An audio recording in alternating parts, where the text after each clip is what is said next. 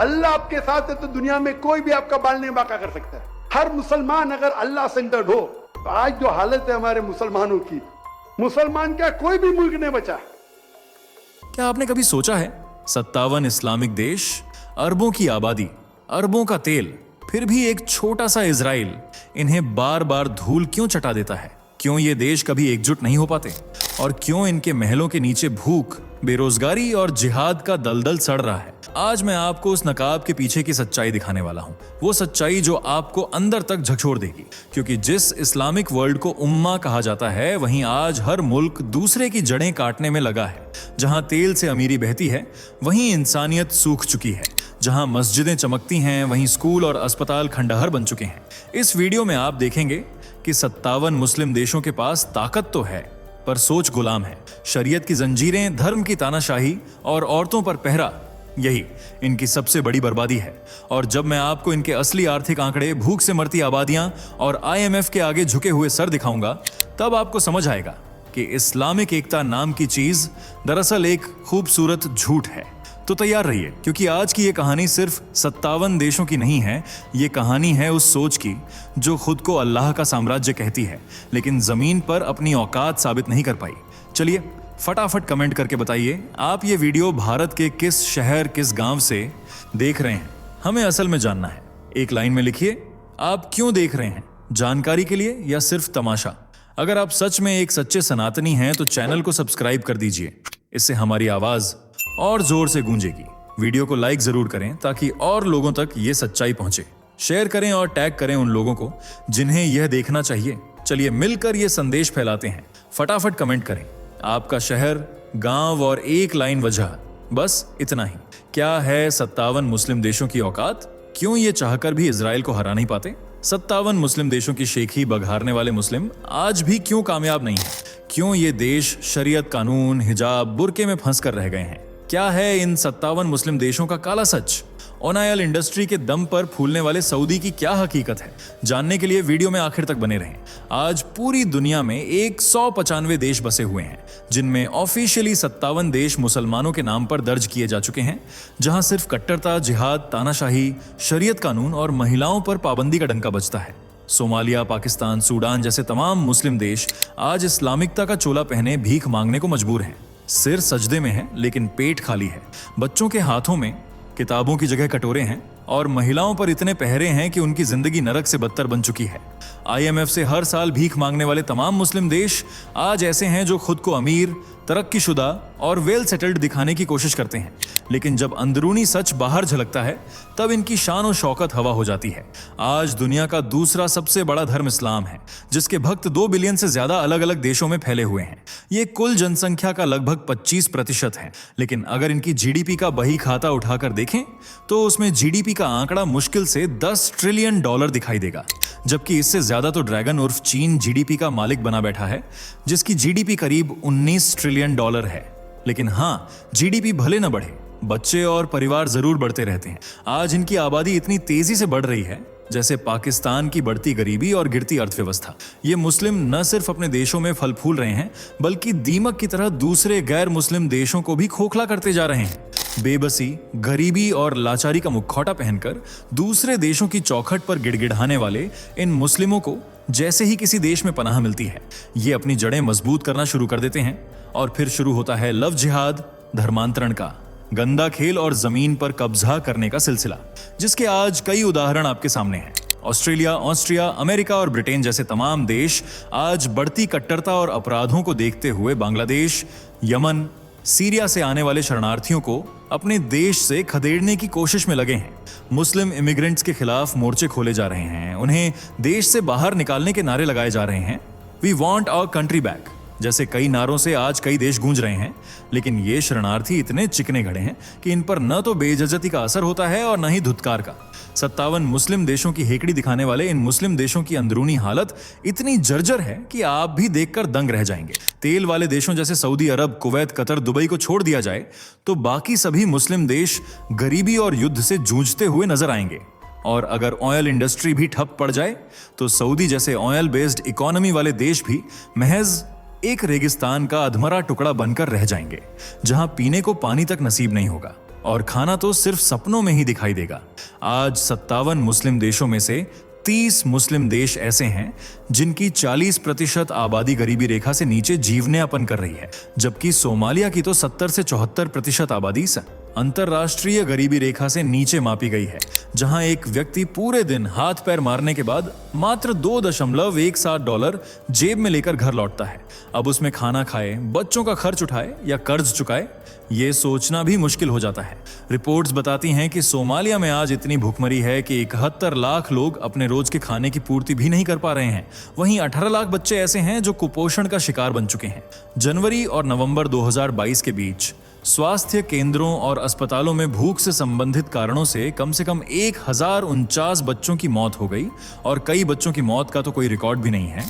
आज यहाँ की ज्यादातर आबादी ज्वार खाकर अपना पेट भर रही है, वो भी सिर्फ एक वक्त ही नसीब होता है। इसी तरह की गरीबी के दलदल में ढंसा हुआ अगला मुस्लिम देश है सूडान, जिसके लिए साफ पानी और अच्छा खाना किसी ख्वाब जैसा है।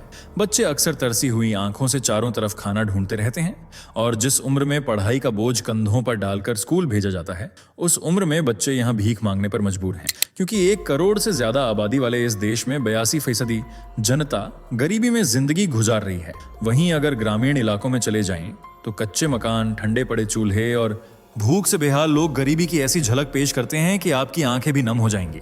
यहाँ एक वक्त की रोटी अगर किसी दिन पेट भरकर मिल जाए तो वह दिन बहुत खास माना जाता है। आज सूडानी वासियों को मौत आसान और जीना मुश्किल लग रहा है। हालांकि साउथ सूडान के पास तेल के भंडार हैं जो हर साल 3.5 बिलियन बैरल तेल उत्पादित करते हैं, लेकिन तेल पर पूरी तरह निर्भर होने के कारण कमाई के दूसरे जरिए लगभग ठप पड़ चुके हैं। इसलिए ऑयल इंडस्ट्री भी अब सूडान की गरीबी नहीं मिटा पा रही है। फिर भी 57 मुस्लिम देशों की अकड़ अब भी बरकरार है। आज दुनिया चांद और मंगल ग्रह पर पहुंच रही है, लेकिन ये मुस्लिम देश अब भी हिजाब के पर्दों में उलझे हुए हैं। जनता की गरीबी मिटाने की बजाय ये अपनी तिजोरियां भरते जा रहे हैं और इनके सरदार सऊदी अरब के प्रिंस जनता की मेहनत की कमाई का पैसा अपने अमीर तरीन शौकों में उड़ा रहे हैं। प्राइवेट जेट्स में सफर करने से लेकर महंगे होटलों में डिनर और पार्टियों में इतना मशगूल है कि गरीबी का कीड़ा इन्हें नजर ही नहीं आता, क्योंकि अभी सऊदी की आंखों पर ऑयल इंडस्ट्री की आमदनी का चश्मा चढ़ा हुआ है, जिसके हटते ही इन्हें दिन में तारे नजर आने लगेंगे। वहीं ईरान, जिसने 1991 की क्रांति के बाद इस्लामिक रिपब्लिक का ठप्पा लगवाया था और मुसलमानों के लिए एक सुरक्षित स्वतंत्र देश बनकर नए रूप में उभरा था, आज वहां भी तानाशाही का डंका बज रहा है। महिलाओं को गाय बकरियों की तरह एक खूंटे से बांधने की कोशिश की जा रही है और अगर गलती से भी किसी ने देश के आकाओं के खिलाफ आवाज उठा दी तो उसका सर कलम करने का रिवाज है। लेकिन इस सख्त कानून के पीछे छुपा है गरीबी का सच। तेहरान में आज हालात इतने बद से बदतर हैं कि लोग रोटी भी उधार मांगकर खा रहे हैं और करीब 40% आबादी गरीबी की मार झेल रही है। यानी इस्लामिकता का परचम लहराने वाला, शरीयत का ढोल पीटने वाला ईरान आज खुद भीख मांगने पर मजबूर है। रोजी रोटी के लिए वहां की जनता दूसरे देशों में घुस रही है, लेकिन वहां भी बदनामी, अपमान और जिल्लत के सिवा कुछ नहीं मिल रहा। आज चाहे ईरान हो, फिलिस्तीन हो या इन सबका अब्बा सऊदी अरब, किसी में इतनी ताकत नहीं है कि वो दुनिया के इकलौते यहूदी देश इजराइल से टक्कर ले सके, क्योंकि भले ही इजराइल आज क्षेत्रफल के मामले में इन देशों के सामने चींटी के बराबर है, लेकिन यही चींटी हाथी तक को नचाने का दम रखती है। इसलिए कोई भी मुस्लिम देश अपनी अकड़ दिखाने इजराइल के सामने नहीं आता, जिसका जीता जागता उदाहरण आप हाल ही में फिलिस्तीन इजराइल युद्ध के रूप में देख चुके हैं। 2023 से शुरू हुई इस जंग में इजराइल ने फिलिस्तीन के खिलाफ बेहद सख्त रुख अपनाया, लेकिन मजाल थी कि कोई भी फिलिस्तीन का सगा संबंधी इजराइल को रोक पाता। हालांकि ईरान और कुछ देश डरते कदमों से आगे भी आए, लेकिन इजराइल को पूरी तरह हरा पाना उनकी खोखली हिम्मत के बस की बात नहीं थी। और यह पहला औकात याद दिला देने वाला किस्सा नहीं था, बल्कि 1948 में भी इजराइल ने मिस्र, इराक, ट्रांसजॉर्डन, जो अब जॉर्डन है, सीरिया और लेबनान जैसे 5 देशों की सेनाओं को धूल चटा दी थी। जबकि 1967 में हुए 6 दिवसीय युद्ध में भी इजराइल ने 57 मुस्लिम देशों की नींद उड़ा दी थी और उन्हें एक दमदार शिकस्त दी थी। 1973 का योम किप्पुर युद्ध, 1982 का लेबनान युद्ध और 2006 का लेबनान युद्ध, ये सभी इजराइल की एडवांस टेक्नोलॉजी, बुलंद हिम्मत और दुश्मन को मुंहतोड़ जवाब देने के सबूत रहे हैं। हालांकि सऊदी के पास भी अरबों डॉलर के हथियार हैं, और कुछ समय पहले ही सऊदी ने दुनिया के सबसे महंगे और खतरनाक फाइटर जेट्स खरीदे थे।